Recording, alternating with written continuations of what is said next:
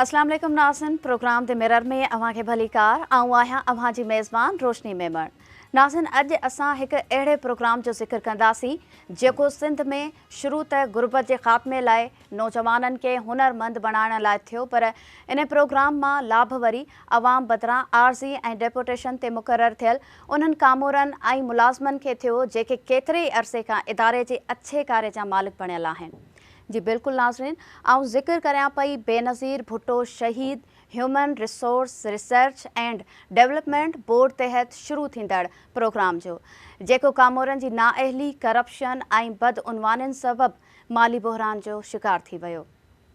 अॼोके प्रोग्राम में नाज़रीन खे इहो ॿुधाईंदासीं त कहिड़ा बाअसर कामोरा केतिरनि वरियनि खां कंसल्टेंसी जे नाले ते बिना कंहिं कंसल्टेंसी जे कंहिं वॾियुनि पघारुनि समेत ॿियूं मराहतूं हासिल कनि था। इन्हनि कामोरनि ऐं मुलाज़मनि खे बि वाइखो कंदासीं जेके बेनज़ीर भुट्टो शहीद human resource research and development board में वरियनि खां डेपुटेशन ते मुक़ररु थियल आहिनि, पर संदन मुक़ररीअ जो को बि मुदो तइ थियल नाहे त उहे केतिरे अरसे ताईं बोर्ड में माल मेड़ींदा रहिया आहिनि। नाज़रीन खे इहो बि ॿुधाईंदासीं त आख़िर इहो प्रोग्राम माली बहरान जे कीअं वर चढ़ियो, उन जा ज़िम्मेवार केरु आहिनि, उन्हनि ख़िलाफ़ आख़िरकार का कार्रवाई छो नथी थिए। सिंध में गुरबत जे ख़ात्मे लाइ नौजवाननि खे हुनरी सिख्या ॾियण वारो 1 अरब 25 करोड़ रुपयनि जी लागत सां शुरू कयल प्रोग्राम माली बहरान जो शिकार। बेनज़ीर भुट्टो शहीद human resource research and development board तहत ट्रेनिंग कराईंदड़ सवे इदारनि जूं रहतूं अदा न थियूं। 3 फेज़िस जा रहियल 40 करोड़ रुपया अदा करण लाइ हुकूमत खे ग्रांट ॾियण जी सिफ़ारिश, सिंध हुकूमत जो ग्रांट ॾियण खां इनकार। बोर्ड में सालनि खां आर्ज़ी बुनियादुनि ते भर्ती कयल 2 बाअसर रीजनल कंसल्टेंट तैमूर अली ऐं सुलेमान दश्ती वॾे अरसे खां उहिदनि ते मौजूद। 2 रीजनल कंसल्टेंट 11 सालनि खां बिना कंहिं कम जे 20 ग्रेड जे ऑफिसर जेतिरी पघारुनि सां गॾु गाॾियूं, पेट्रोल ऐं ॿियूं मराहतूं वठण लॻा। चीफ सेक्रेटरी 2012 खां आर्ज़ी बुनियादुनि ते भर्ती थियल तैमूर अली खे 21 नवंबर 2023 ते बरतरफ़ करण जो नोटिफिकेशन जारी कयो। तैमूर अली अदालत मां स्टे वठण बाद उहिदे ते मौजूद सुलेमान दश्ती बि साॻे ई उहिदे ते 2008 खां वेठल सालनि खां ॿिन्ही का बि कंसल्टेंसी न कई। सर्विसिस खाते जे गठजोड़ सां BBSHRRDB में मुख़्तलिफ़ खातनि खां डेपुटेशन ते आयल अमलदार 5 खां 10 सालनि ताईं मुक़ररु थियल। ग्रेड 17 जो कामोरो सिकंदर अली भट्टी 10 सालनि खां बोर्ड में मथे ग्रेड ते मुक़ररु थियल। संदसि डेपुटेशन जो को मुदो ई मुक़ररु नाहे। लेक्सरार डॉक्टर शफ़क़त 5, ख़ान मोहम्मद ज़ंगे जो 6, सईद राहू जो 6, प्राइवेट सेक्रेटरी फैज़ुल्ला सुमरो 5 ऐं असिस्टेंट डायरेक्टर मोहम्मद फ़हीम 7 सालनि खां डेपुटेशन ते मुक़ररु थियल। DMC मलीर जो मुलाज़िम अदनान शेख 9 सालनि खां स्कूल एजुकेशन खाते जे अब्दुल वहीद गाॾही 4 सालनि खां बोर्ड में डेपुटेशन ते मुक़ररु थियल। बेनज़ीर भुट्टो शहीद human resource research and development board में कंप्यूटर समेत ॿिए सामान जी ख़रीदारीअ में बेक़ाइदगियूं, एडवांस में रक़म बि जारी कई वई। इन समूरी सूरत हाल ते ॻाल्हि ॿोल लाइ असां सां स्टूडियो में मौजूदु आहे KTN न्यूज़ जो सीनियर रिपोर्टर सगीर चांडियो। जी सगीर, वॾी महिरबानी अव्हां जी प्रोग्राम में वक़्तु ॾियण लाइ। सगीर, सभ खां पहिरियां इहो ॿुधाइजो त सिंध में गुरबत जे ख़ात्मे लाइ नौजवाननि खे हुनरी सिख्या ॾियण वारो प्रोग्राम शुरू कॾहिं थियो ऐं बेनज़ीर भुट्टो शहीद human resource research and development board नाले जोड़ियल इदारो हिन वक़्तु कहिड़े हाल में आहे? वॾी महिरबानी रोशनी। ॾिसो, सिंध जे तक़रीबन सभिनी खातनि जी में जेके आहिनि उहे करप्शन, माली बेक़ाइदगियूं या अदालती हुकमनि जे ख़िलाफ़ भञकड़ी वारा मामला जेके आहिनि उहे असीं पंहिंजे प्रोग्राम में रिपोर्ट कंदा आहियूं। त हीअ तमामु हिकिड़ो बहितरीनु इदारो ठाहियो वियो हुयो त जीअं सिंध में गुरबत जो ख़ात्मो आणिजे ऐं जेके नौजवान, ख़ासि तौर ते जेके बेरोज़गार नौजवान आहिनि, उन्हनि खे हुनरमंद बणाए करे उन्हनि खे कंहिं न कंहिं फैक्ट्रियुनि में नौकिरी जोड़ो बणाइजे। त हिन वक़्तु जेको हीउ इदारो आहे बेनज़ीर भुट्टो शहीद human resource research and development board BBSYDP जेको हीउ प्रोग्राम हुयो, उहो माली उनमें माली बेक़ाइदगियूं साम्हूं आयूं आहिनि मुख़्तलिफ़ वक़्तनि ते ऐं ॿिया जेके अदालती हुकमनि जी भञकड़ी कई वई आहे ऐं हिन वक़्तु जेको आहे माली बहरान जो शिकार आहे। त हीउ 2008 में हीउ इदारो ठाहियो वियो, पर इन इदारे खे जेको आहे अॼु 2024 में वेठा आहियूं, इन इदारे में का जेका उहा बहितरी साम्हूं न पई अचे। उन में जेके आहिनि उहे माली बेक़ाइदगियूं साम्हूं आयूं आहिनि मुख़्तलिफ़ वक़्तनि ते ऐं जेके आहिनि उहे ख़ासि तौर ते कंप्यूटर समेत ॿिए सामान जी ख़रीदारी जी मद में ठीकु जेके कया विया आहिनि उन्हनि खे एडवांस पेमेंटूं जारी करणु या जेकी घोस्ट जेके आहिनि उहे सेंटर क़ाइमु हुजण समेत ॿिया मामला जेके आहिनि उहे माज़ी में बि रिपोर्ट थींदा रहिया आहिनि। ईअं ई हिकिड़े मुख़्तलिफ़ वक़्तनि ते माली बेक़ाइदगियूं थियूं ऐं माली बेक़ाइदगियुनि जे करे तक़रीबन 10 सालनि खां हिन इदारे जी जेका उहा बजेट बि सिंध हुकूमत नाहे वधाई। त हिन वक़्तु हीउ इदारो जेको आहे सख़्तु माली बहिरान जो शिकार आहे। तक़रीबन 100 अहिड़ा जेके ट्रेनिंग कराईंदड़ इदारा जेके आहिनि बीटेक हुजे या ॿिया जेके इदारा आहिनि उन्हनि जो इन बोर्ड ते जेको BBSYDP बोर्ड ते जेको आहे करोड़े रुपयनि जी जेको आहिनि उहे रहतूं आहिनि। 2008 खां 10 ताईं जेको फेज़ हुयो उन में तक़रीबन 45 करोड़ रुपयनि जूं जेके आहिनि उहे रहतूं आहिनि उहे रहतूं अञा ताईं अदा न थी सघियूं आहिनि ऐं हीअ मुख़्तलिफ़ वक़्तनि ते इन्हनि जेको आहे उहो हुकूमत खे बि चयो पर हुकूमत जेको आहे उहो साफ़ु इनकार करे छॾियो आहे त इहे इन बजेट मां ई जेको आहे उहा रक़म अदा कई वञे छाकाणि जो इन्हनि जी नाहेली नाक़स कारकर्दगी जे करे ई जेको आहे इहे पैसा जेके आहिनि उहे माज़ी में लेफ्स थी विया देरि सां जेके आहिनि उहे कॉन्टेक्ट थिया अदायगियूं सही नमूने सां न थियूं जेका थर्ड पार्टी जे ज़रिए जेका वैलिडेशन करणी हुई उहा उन्हनि खे सही नमूने सां न कई वई। 2015 वारो कमु जेको आहे 2018 में इन्हनि खे करिणो पियो। ईअं ई जेको आहे माली बेज़ाब्तगियूं बद इंतिज़ामी जे करे जेको आहे हीउ इदारो हाणे माली बहिरान जो शिकार थी वियो आहे। अच्छा सकीर जियां अवां ॿुधायो त बोर्ड हिन वक़्तु माली बहिरान जो शिकार आहे ऐं नौजवाननि खे सिख्या ॾींदड़ सवे इदारनि खे अदायगी बि न थी सघी आहे। इदारे जे बहिरान जा आख़िर कारण कहिड़ा आहिनि?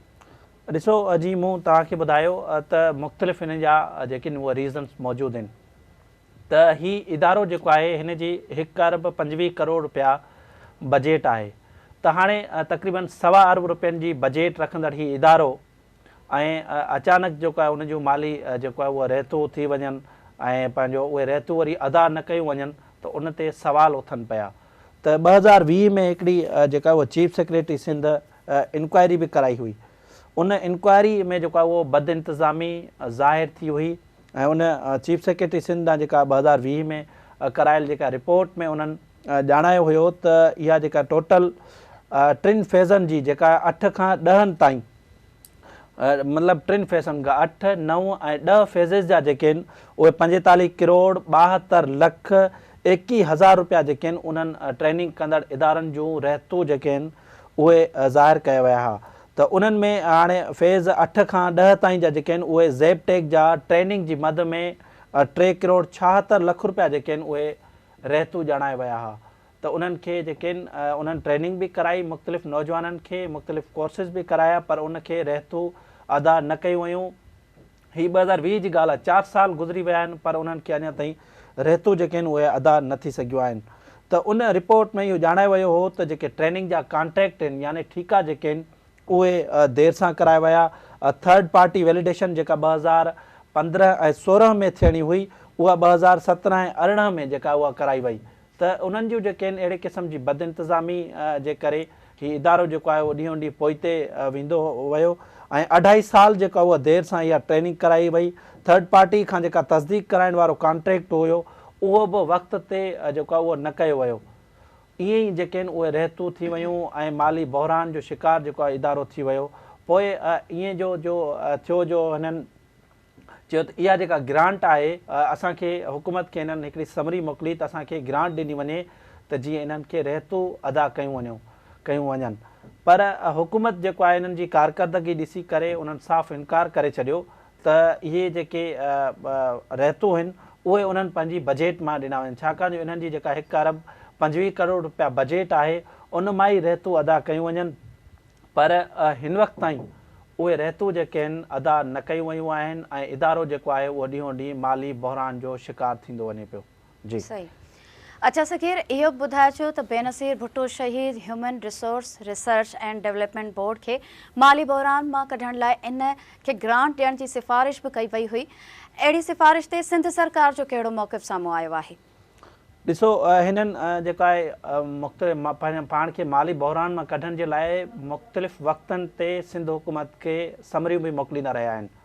हाणे असल में बोर्ड में जेके आहिनि उहे मुख़्तलिफ़ क़िस्मनि जा जेके आहिनि उहे सियासी माण्हू मौजूदु आहिनि ऐं बाअसर जेके शख़्सियतूं आहिनि उन्हनि जा वेझा कामोरा जेके आहिनि उहे इन बोर्ड में मौजूदु आहिनि। इन करे उन बोर्ड में जेके आहिनि उहे माली बेक़ाइदगियूं बि थियनि थियूं ऐं बद इंतिज़ामी बि थिए थी ऐं माली बहिरान जो शिकार बि थिए थो ऐं उन जी बजेट बि जेका आहे उहो इदारे जी नथी वधाई वञे।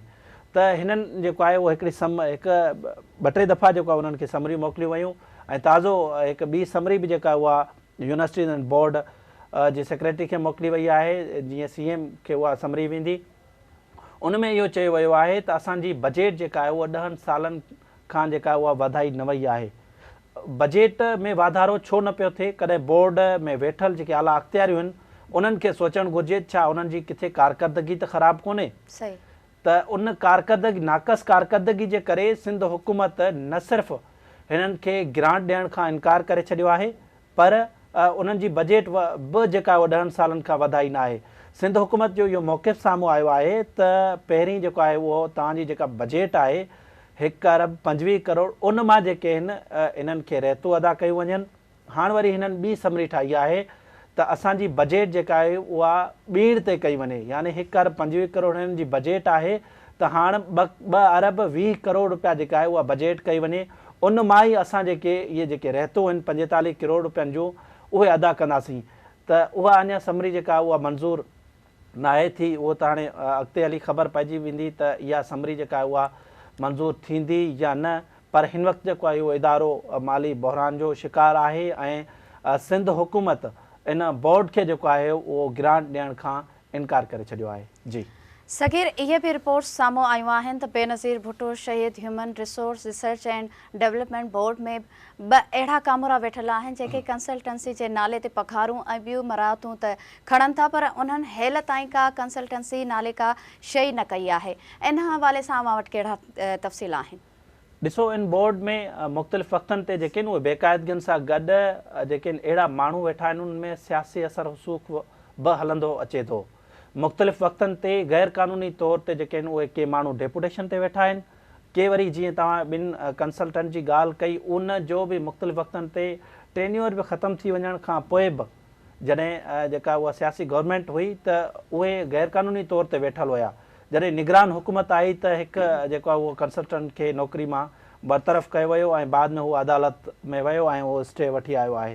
त मां तव्हांखे इन जी पहिरीं कहाणी ॿुधाईंदुसि त असल में जेके आहिनि उहे सियासी असर रसूख़ ते जेके आहिनि इहे 2 बाअसर कंसल्टेंट जेकी हिकु ॿिनि सियासी जमायतनि सां तालुक़ु रखंदड़ बाअसर माण्हू आहिनि उन्हनि जा इहे वेझा माण्हू आहिनि। उन जे असर रसूख़ ते जेके आहिनि इहे एडजस्ट कया विया आहिनि बोर्ड में। इन जो को कमु न आहे। इन लखें रुपया हिननि जूं पघारूं जेके आहिनि उहे आहिनि पेट्रोल जी मद में, गाॾियूं हिननि वटि, उनखां अलावा हिननि खे अलाउंस मिले थो, मुख़्तलिफ़ मराहतूं जेके आहिनि उहे हासिलु करे रहिया आहिनि। त इन जी थोरो माज़ी ते वेंदासीं त बाअसर जेको रीजनल कंसल्टेंट आहे तैमूर अली, उनखे 2012 में जेको आहे 1 साल जे कॉन्ट्रैक्ट ते भर्ती कयो वञे थो। 1 साल जे कॉन्ट्रैक्ट में 2012 में भर्ती कयो वञे थो। वरी इनखे ईअं हलाईंदो हो, मतिलबु आर्ज़ी बुनियादनि ते कंसल्ट उन्हनि जी का बि तव्हां कारकर्दगी इदारे खां पुछंदो त का कारकर्दगी जेका आहे उन्हनि जी साम्हूं हिन वक़्त ताईं न आहे आई। त 10 खां 12 सालनि खां इहे कंसल्टेंट मौजूदु आहिनि पर उनजो को कमु या का कारकर्दगी जेका उन्हनि जी नज़र नथी अचे ऐं इन्हनि जूं 5-5 लख रुपया जेके आहिनि उहे पघारूं मौजूदु आहिनि। वरी उनखां पोइ 2 जून 2017 ते हिकु ॿियो नोटिफिकेशन जारी थिए थो जेको 31 अगस्त 2017 ताईं उनखे कमु जारी रखण जी हिदायत कई वञे थी तैमूर अली खे। त वरी 2 जून 2017 ते हिकु ॿियो जेको आहे उहो सर्विसिस खातो उनखे जेको आहे उहो यूनिवर्सिटीज़ एंड बोर्ड खे ख़त लिखे थो ऐं उन में इहो चयो वञे थो त इन प्रोसेस ज़रिए असां जेको आहे ओरिजिनल कंस्ट्रक्शन जेके कंसल्टेंट आहिनि उहे असां भर्ती कंदासीं। पर उहे 2017 जी ॻाल्हि आहे, उन्हनि खे चयो त 3 महीननि अंदरि असां रेगुलर भर्ती कंदासीं। पर 2017 खां पोइ 2024 अची वियो आहे। हिन वक़्तु ताईं रेगुलर जेके आहिनि उहे रीजनल कंसल्टेंट भर्ती न थी सघिया आहिनि ऐं ही 12 खां 13 सालनि ताईं इन्हनि बाअसर माण्हुनि खे आर्ज़ी बुनियादनि ते हलाए पियो वञे। यानी मां तव्हांखे ॿुधायो त हिकिड़ा सियासी माण्हू आहिनि उन्हनि खे एडजस्ट कयो वियो आहे बोर्ड में। त ईअं ई जेको आहे उहो रेगुलर भर्तियूं जेके आहिनि 6-7 सालनि में न थियूं ऐं चीफ सेक्रेटरी सिंध जेको आहे आख़िरकार जीअं ई हाणे निगरान हुकूमत आई त तैमूर अली खे जेको 2012 में आर्ज़ी बुनियादनि ते भर्ती कयो वियो हो उनखे 21 नवंबर 2023 ते नौकरी मां जेको आहे उहो बरतरफ़ कयो वियो, जंहिंखां पोइ अदालत में तैमूर अली वियो ऐं अदालत मां हू स्टे वठी आयो आहे ऐं हाणे हिन वक़्तु जेको आहे तैमूर अली उहिदे ते मौजूदु आहे। वरी हिकु ॿियो जेको मां तव्हांखे ॿुधाईंदुसि त 2008 में मोहम्मद सुलेमान दश्ती, उहो बि हिकु बाअसर माण्हू आहे, उहो बि उन जी बि कारकर्दगी ज़ीरो आहे। मतिलबु इन्हनि जूं 5-5 लख रुपया पघारूं आहिनि, 2.5 लख रुपयनि जो अलाउंस कनि था, गाॾियूं पेट्रोल समेत ॿियूं मराहतूं बि जेके आहिनि उहे हासिलु कनि पिया, पर इन्हनि जी कारकर्दगी ज़ीरो आहे। इन करे ही इदारो जेको आहे उहो माली बहरान जो शिकार आहे ऐं इन में बेक़ाइदगियूं थियनि थियूं। उन करे हुकूमत बि अहिड़े इदारे खां जेको उहो नाराज़ आहे ऐं 10 सालनि खां इन जूं बजट में वाधारो नाहे कयो वियो। त ईअं ई 2008 में जीअं हाणे मूं सुलेमान दश्ती जेको आहे उनखे बि 1 साल जे कॉन्ट्रैक्ट ते भर्ती कयो वियो। वरी 1 जून 2010 में वरी ॿियो नोटिफिकेशन जारी कंदे ॿीहर 1 साल लाइ इनखे कमु जारी रखण जे लाइ उनखे चयो वियो। ईअं ई हाणे 2011 में वरी अलॻि अलॻि नोटिफिकेशन निकिता आहिनि, पर मुख़्तलिफ़ वक़्तनि ते मुख़्तलिफ़ नोटिफिकेशन जे ज़रिए सर्विसिस खाते सेक्शन 2 में जेके वेठल कामोर आहिनि उन्हनि जी मिली भगत सां जेके आहिनि इहे ॿई कामोरा जेके आहिनि उहे हिन वक़्तु बि इन्हनि उहिदनि ते मौजूदु आहिनि, पर उन्हनि जी कारकर्दगी जेका आहे उहा ज़ीरो आहे ऐं इन्हनि खे ईअं लॻी ईअं रहियो आहे, ॿुधायो पियो वञे त इन्हनि खे मतिलबु मुख़्तलिफ़ बाअसर हुजण जे करे इन्हनि खे एडजस्ट कयो वियो आहे। हाणे इन्हनि बाअसर माण्हुनि जे करे जेको आहे उहो इदारे में काफ़ी बेक़ाइदगियूं जेके आहिनि माज़ी में बि साम्हूं आयूं आहिनि ऐं हाणे बि अची रहियूं आहिनि, जेको हिकु एंटी करप्शन में बि जेको आहे उहो हाणे केस हलियो वियो आहे। जी अच्छा सकीब, बेनज़ीर भुट्टो शहीद human resource research and development board में मजमूई तौर ते केतिरा मुलाज़िम आहिनि ऐं ख़ासि तौर उन्हनि मुलाज़िमनि बाबति तफ़सील ॿुधाइजो जेके वरियनि खां डेपुटेशन ते उते वेठल आहिनि ऐं उन्हनि जी डेपुटेशन जो को मुद्दो मुक़ररु थियल आहे या न? ॾिसो, डेपुटेशन ते सुप्रीम कोर्ट जी जेका उहा पाबंदी आहे ऐं पर ॾिठो वञे त हाणे डेपुटेशन जे लाइ बि के 1 साल हुजे थो या 2 साल हुजनि था, मतिलबु नोटिफिकेशन में उहो वाज़े हूंदो आहे त हीउ 3 सालनि लाइ डेपुटेशन ते वञे थो प्रोग्राम में या कंहिं बोर्ड में या कंहिं अथॉरिटी में, पर हिते बोर्ड में न सिर्फ़ु रुॻो इहे बेक़ाइदगियूं पर अदालती हुकमनि जी बि जेका उहा भञकड़ी कई वई आहे। मुख़्तलिफ़ वक़्तनि ते डेपुटेशन ते वेठल जेकी कामोरा आहिनि उन्हनि जी डेपुटेशन जो मुद्दो ख़तमु थी वियो आहे, एक्सपायर थी वियो आहे। मुख़्तलिफ़ वक़्तनि ते मूं बि जेका आहे उहो कावश में रिपोर्ट कयो आहे, पर उन सर्विसिस खाते जे कामोरनि जी मिली भगत सां उहे अहिड़ो नोटिफिकेशन कराए अचनि था त जीअं ईंदड़ हुकमनि ताईं इहो जेको फ़िलाणो जेको ऑफिसर हूंदो उहो उहिदे ते मौजूदु हूंदो जेसि ताईं ईंदड़ हुकुम अचनि। हाणे उहे ईंदड़ हुकुम जेके आहिनि हुननि खे 11 साल थी विया आहिनि, कंहिंखे 10 साल थी विया आहिनि, कंहिंखे 5 साल थी विया आहिनि, मतिलबु उनजो को बि मुद्दो मुक़ररु न आहे त हीउ एतिरनि सालनि जे लाइ जेको आहे या हिन 2 सालनि या 3 सालनि जे लाइ हीउ डेपुटेशन ते मौजूदु हूंदो। त हिन में अहिड़ा तक़रीबन जेके आहिनि 28 ॼणा जेके आहिनि उहे डेपुटेशन ते मौजूदु आहिनि। हाणे उन डेपुटेशन में मुख़्तलिफ़ खातनि जा, हाणे जीअं मूं तव्हांखे ॿुधायो, हाणे लॉ डिपार्टमेंट जो आहे, एग्रीकल्चर आहिनि, स्कूल एजुकेशन आहे, DMC मलीर जा नुमाइंदा बि जेके आहिनि उहे बोर्ड में वेठल आहिनि। त अहिड़े क़िस्म जा माण्हू जेके आहिनि या लेक्चरार जिन जो कमु पढ़ाइणु आहे उहे बि जेके आहिनि इन बोर्ड में वेठल आहिनि। त मुख़्तलिफ़ मां उहे तव्हांखे नाला ॿुधाईंदुसि। त हाणे जीअं शफ़क़त हुसैन आहे, शफ़क़त हुसैन जेको आहे उहो 5 सालनि खां वेठल आहे। ईअं ई ख़ान मोहम्मद ज़ंगे जो 6 सालनि खां इन बोर्ड में जेको आहे उहो वेठो आहे। इन जो को बि मुद्दो मुक़ररु न आहे त केसीं ताईं इहो इन बोर्ड में वेठल हूंदो। त उनखां अलावा जेको आहे ही सिकंदर भट्टी आहे, डिप्टी डायरेक्टर उते आहे। हाणे ही 17 ग्रेड जो आहे प्लानिंग एंड डेवलपमेंट बोर्ड जो। हाणे इहा बि वाज़े न आहे त ही प्लानिंग एंड डेवलपमेंट बोर्ड जो इहो मुलाज़िम आहे बि या न, ही असली मुलाज़िम आहे किथां जो। जीअं सिकंदर अली भट्टी उहो 17 ग्रेड जो आहे, उन ते ख़ासि नवाज़िश कंदे उनखे वरी 18 ग्रेड में विहारियो हिकु डेपुटेशन ते ऐं उनखे 10 साल थी विया आहिनि। 10 सालनि खां बोर्ड में इहो भट्टी साहब वेठो आहे, वरी उनखे 18 ग्रेड बि जेको आहे उहो ॾिनो वियो आहे। त ईअं ई हिकिड़ी इदारे में जेको आहे उहो बदइंतिज़ामी मौजूदु आहे। उनखां अलावा सईद राहू जो आहे, फैज़ुल्ला सूमरो आहे, फ़हीम मोहम्मद फ़हीम आहे, मुनीर हुसैन आहे, उनखां अलावा साजिद अली शाह आहे, और फ़हीम भट्टी आहे, अदनान शेख आहे। अहिड़ी रीति जेका अब्दुल वहीद गाॾी आहे उहो 4 सालनि खां वेठल आहे। यानी इन जा के बि जेके आहिनि उहे मुद्दा मौजूदु न आहिनि ऐं सालनि खां इहे इन इदारे में जेके आहिनि उहे मौजूदु आहिनि।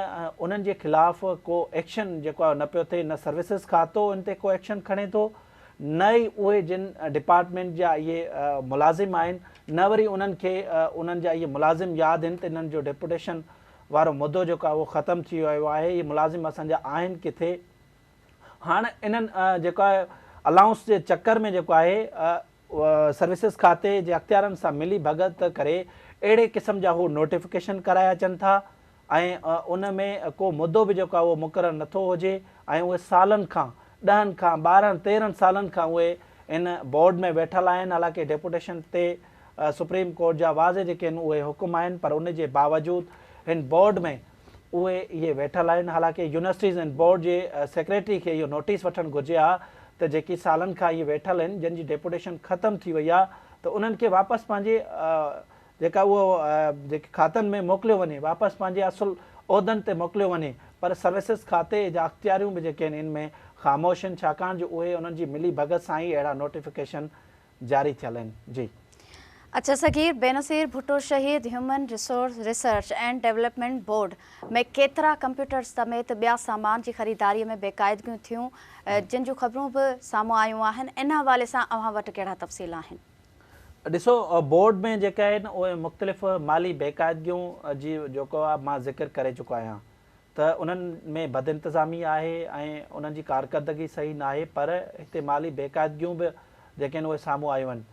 ताज़ो जेको आहे बोर्ड में जेको आहे कंप्यूटर समेत ॿिए सामान जी ख़रीदारी लाइ उन में बेक़ाइदगियूं साम्हूं आयूं हुयूं, जंहिंखां पोइ हिकु ठेकेदार जेको आहे उहो एंटी करप्शन में हलियो वियो ऐं शिकायत कई त असांखे जेके आहिनि अदायगियूं नथियूं कयूं वञनि। ऐं बाद में ख़बर पई त उन ठेकेदार खे जेको आहे उहो ख़तु लिखियो वियो हुयो बोर्ड जे इंतिज़ामिया तरफ़ियां त तव्हांखे एडवांस में 50% जेका उहा रक़म जारी कई वई आहे, तव्हां पहिरीं असांखे सामान मुहैया कयो। त ईअं ई इन्हनि जा ठेकेदारनि सां इन्हनि जी मिली भगत हुजे थी ऐं जेका आहे उहो सालनि खां इहो सिस्टम हलंदो पियो अचे। हाणे एंटी करप्शन में इहो केस जेको आहे उहो हलंदड़ आहे। ईअं ई हिकिड़े सिस्टम तहत उन्हनि जे ख़िलाफ़ु जेको आहे उहो कार्रवाइयूं न पियूं थियनि ऐं पोइ उन्हनि जा पंहिंजा ई मुलाज़िम जेके आहिनि उहे कॾहिं कोर्ट में वञनि था या वरी कॾहिं एंटी करप्शन में वञनि था। ईअं ई माली जेके आहिनि उहे बेक़ाइदगियूं साम्हूं ईंदियूं रहियूं आहिनि। हाणे मां तव्हांखे हिकिड़ो ॿियो ॿुधाईंदुसि त 2020 जी हिकिड़ी ॻाल्हि आहे। एंटी करप्शन जेको आहे 2020 में हिकिड़ी कार्रवाई कई हुई। उन में इन्हनि ॿुधायो हुयो त 17 ज़िलनि में घोस्ट सेंटर मौजूदु आहिनि। घोस्ट सेंटर ईअं त मतिलबु उन्हनि सेंटर ई मौजूदु न हुया, कागज़नि में उहे सेंटर ॼाणायल हुया ऐं उते जेके नौजवान सिख्या हासिलु कनि पिया उहे बि फेक हुया। त एंटी करप्शन जेको आहे उहा कार्रवाई कई हुई ऐं उन्हनि बेरोज़गार नौजवाननि जे नाले उन्हनि खे सिख्या फ़राहम करण जे नाले ते हिकिड़ो इहो फ्रॉड कयो वियो हो। त एंटी करप्शन हिकिड़ो छापो हणी जेको आहे ज़िले मैनेजर समेत 2 ऑफिसरनि खे गिरफ़्तार कयो हो। त उन में जेको आहे फैसल अंसारी आहे ऐं IT ब्रांच मैनेजर अरसलान आहे, उन्हनि खे गिरफ़्तार कयो वियो हो। ऐं इहो ज़मीर अब्बासी जॾहिं उन वक़्तु डिप्टी डायरेक्टर ईस्ट हुयो, उन इहा कार्रवाई कई हुई ऐं उन जी हुकमनि तहत इहा जांच थी। त अहिड़े क़िस्मनि जा मुख़्तलिफ़ वक़्तनि ते जेको आहिनि इहे जेके साम्हूं ईंदा रहिया आहिनि वॾा फ्रॉड, पर उन जे बावजूदि अॼु ताईं जेका उन्हनि कामोरनि जे ख़िलाफ़ु का कार्रवाई नथी कई वञे, छाकाणि जो उन्हनि जी मिली भगत सां अहिड़े क़िस्म जा जेके आहिनि उहे फ्रॉड थियनि था। पर सवाल इहो पैदा थिए पियो त हीउ गुरबत जे ख़ात्मे जे लाइ ही इदारो क़ाइमु थियलु हुयो, नौजवाननि खे हुनरी सिख्या ॾियण या उन्हनि खे हुनरमंद बणाइण जे लाइ हीउ इदारो क़ाइमु थियलु हुयो। पर अफ़सोस ऐं बदकिस्मती सां हीउ इदारो जेको आहे माली बहिरान जो शिकार थी वियो आहे, बद इंतिज़ामी जो जेको आहे उहो शिकार थी वियो आहे। इन में लखें रुपयनि जूं पघारूं खणंदड़ जेके कामोरा आहिनि, जेके कंसल्टेंट आहिनि, उन्हनि जो को बि कमु नथो हुजे, पर उन्हनि खे एडजस्ट करण जे लाइ उन्हनि खे 5 लख रुपया जेका उहा पघार बि ॾिनी वञे थी, अलाउंस ॾिनो वञे थो। उन खां अलावा जेको आहिनि उनखे पेट्रोल समेत गाॾियूं ऐं ॿियूं मराहतूं जेके आहिनि उहे ॾिनियूं वञनि थियूं। जी सही। अच्छा सगीर, सिंध में गुरबत के ख़ात्मे लाइ नौजवाननि खे हुनरी सिख्या ॾियण वारो ही प्रोग्राम हुजे या इन खां अॻु द मिरर में मुख़्तलिफ़ इदारनि जी करप्शन जूं साम्हूं आयल ॿियूं कहाणियूं हुजनि, आख़िरकार इन्हनि ज़िम्मेवारनि ख़िलाफ़ जोगी कार्रवाई छो नथी थिए? इहे करप्ट कामोरा हर भेरे कानून जे पकड़ खां कीअं बची वञनि था? ॾिसो, मुख़्तलिफ़ वक़्तनि ते असां जेके आहिनि उहे स्कैंडल्स आहिनि पंहिंजे प्रोग्राम में साम्हूं आंदा आहिनि, पर उन में जेकी स्कैंडल्स में मुलविस कामोरा आहिनि उन्हनि जे ख़िलाफ़ कार्रवाई नथी कई वञे। उन जा रीज़न्स आहिनि, उहो इन करे जो हिकिड़े सिस्टम तहत इहे इदारा हलाया वञनि था। उन में थींदड़ जेका करप्शन आहे उहा हिकिड़े सिस्टम तहत कई वञे थी ऐं उन्हनि जा पंहिंजा माण्हू ई जेके आहिनि उन में मुलविस हुजनि था। पोइ उन्हनि खे बचाइण जे लाइ मुख़्तलिफ़ वक़्तनि ते कमेटियूं ठाही वेंदियूं आहिनि। पोइ कमेटियुनि ठाहे करे नाले मात्र जेको आहे उन्हनि खे मुअतल बि कयो वञे थो। बाद में उन्हनि खे साॻियनि ई उन्हनि उहिदनि ते बहाल करे वरी साॻियो मामिलो ओके कयो वञे थो। त ईअं ई रेवेन्यू खातो हुजे, ज़राइत खातो हुजे, एंटी करप्शन हुजे, या ही बोर्ड जो अख़्तियारियूं हुजनि ऐं ॿिया जेके बल्दियात खातो हुजे, वर्क्स एंड सर्विसिस हुजे, ख़ुराक खातो हुजे, हर खाते में जेके आहिनि उहे करप्शन जूं कहाणियूं जेके आहिनि उहे मौजूदु आहिनि। उन में जेके कामोरा मुलविस आहिनि उन्हनि जे ख़िलाफ़ का कार्रवाई नथी कई वञे। उहा इन करे जो उहे सिस्टम तहत इहो कमु कनि था। ज़मीननि जा मामला हुजनि या अहिड़े क़िस्म जा जेके तमामु ई बहितरीनु इदारो आहे उनखे सुठे नमूने सां हलाए सघिजे थो। अगरि इन्हनि जी पाण कारकर्दगी असां ॾिसूं न त जेका ही दावा कनि था त हिननि असांखे ॿुधायो आहे त 2008 खां वठी 2024 ताईं 5,25,000 जेको आहे हिननि नौजवाननि खे सिख्या ॾिनी आहे ऐं उन मां 1,53,000 हिननि जी दावा आहे त उहे नौजवान जेके आहिनि मुलाज़मत बि कनि पिया। ऐं हालांकि हिननि खे फॉरेन फंडिंग बि थिए थी। फॉरेन फंडिंग तहत बि हिननि पंहिंजी रिपोर्ट में इहो ॼाणायो आहे त 2016 खां वठी 2012 खां 2016 ताईं हिननि खे फॉरेन फंडिंग बि थींदी रही आहे। फॉरेन फंडिंग केतिरी आई आहे उन जी जांच थियणु घुरिजे ऐं उन तहत हिननि ॿुधायो आहे त 1,14,000 जेके आहिनि असां नौजवान उन्हनि सिख्या हासिलु कई आहे जेका फॉरेन फंडिंग थी आहे। त इहो जन इदारे खे फॉरेन फंडिंग हुजे, पंहिंजी जेका बजेट हुजे, इहो माली बहिरान जो शिकार कीअं थी सघे थो, उन ते जेका उहा सही नमूने सां जांच थियणु घुरिजे। ऐं उन खां अलावा सिंध हुकूमत आख़िरकार 10 सालनि खां इन अहिड़े बहितरीनु इदारे जी बजेट में वाधारो छो न पई करे, इहो पंहिंजे हिसाब सां सवाल जेको आहे उहो मौजूदु आहे।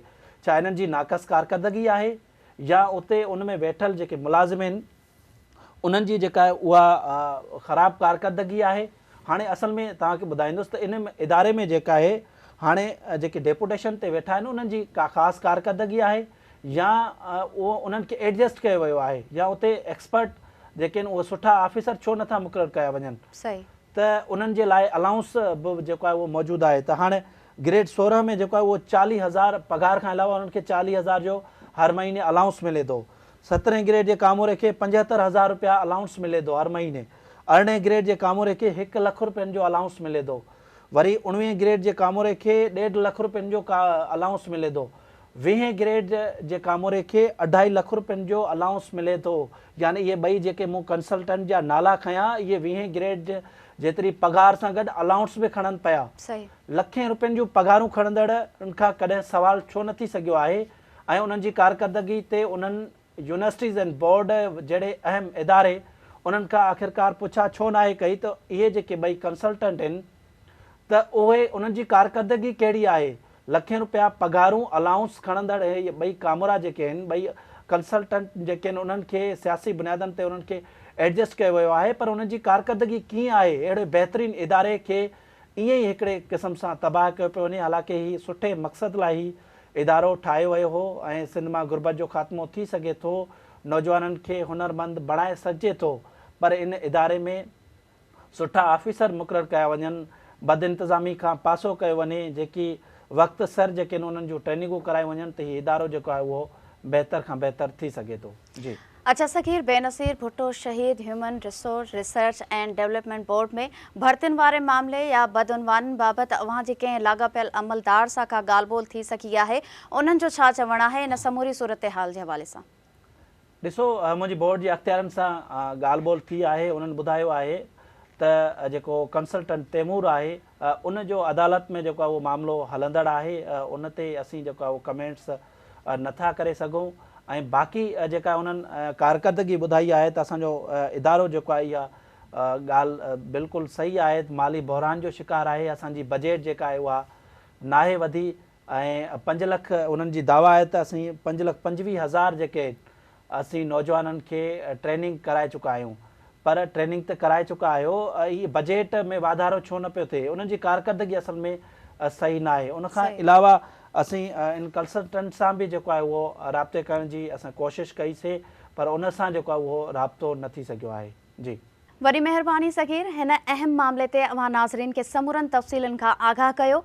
नाज़रीन, ईंदड़ प्रोग्राम में के नए मौज़ू सां गॾु ॿीहर हाज़िर थींदासीं। तेसीं ताईं पंहिंजी मेज़बान रोशनी मेमण खे ॾींदा इजाज़त। अल्लाह वाही।